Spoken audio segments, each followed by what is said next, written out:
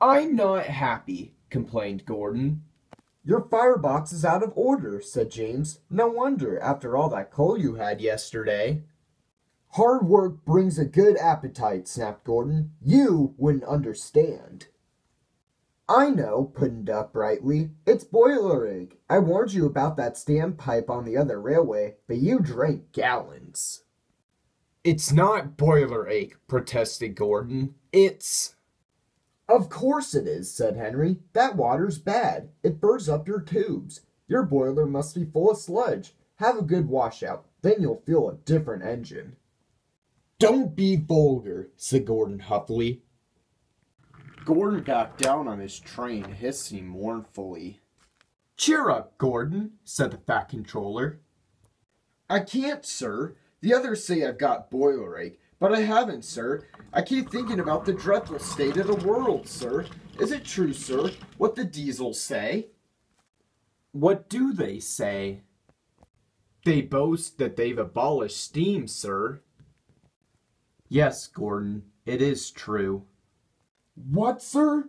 All my Doncaster brothers drawn the same time as me?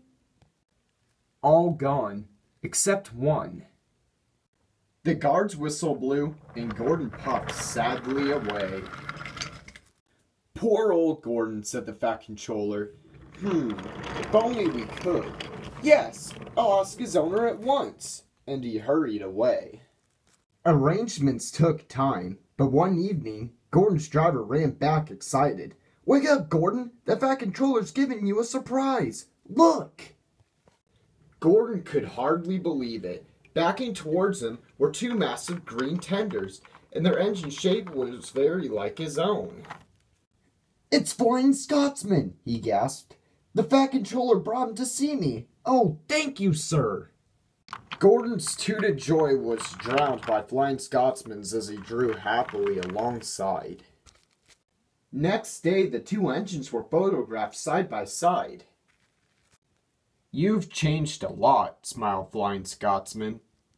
I had a rebuild at crew. They didn't do a proper Doncaster job, of course, but it serves. I had a rebuild too, and looked hideous, but my owner said I was an extra special engine, and made them give me back my proper shape. Is that why you had two tenders? Being special? No, you'd hardly believe it, Gordon, but over there, they've hardly any coal and water. But surely, every proper railway... Exactly. You're lucky, Gordon, to have a controller who knows how to run railways. Everyone got on well with Flying Scotsman except Henry. Henry was jealous. Tenders are marks of distinction, he complained. Everybody knows that. Why's he got two? He's famous, explained Duck and Donald. He was the second to go 100 miles an hour. Besides, the other railway has no coal and water. Pooh, sniffed Henry. I can't believe that. I never boast, he continued, but I always work hard enough for two. I deserve another tender for that. Duck whispered something to Donald. Henry, asked Duck innocently, would you like my tenders? Yours? Exclaimed Henry. What have you got to do with tenders? All right, said Duck. The deal's off. Would you like them, Donald? I wouldn't deprive you of the honor. It is a great honor, said Duck thoughtfully, but I'm only a tank engine, so I don't really understand tenders. Perhaps James might. I'm sorry I was rude, said Henry hastily. How many tenders have you, and when could I have them? 6, and you can have them this evening.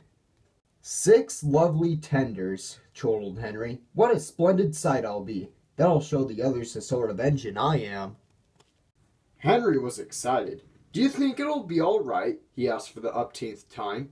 Of course, said Duck. Just go where I told you, and they'll all be ready. Meanwhile, word had gone round, and the others waited where they could get a good view. Henry was cheered to the echo when he came, but he wasn't a splendid sight. He had 6 tenders, true, but they were very old and very dirty. All were filled with boiler sludge. Have a good washout, Henry, called a voice. That's right, you feel a better engine now. Henry wasn't sure, but he thought the voice was Gordon's.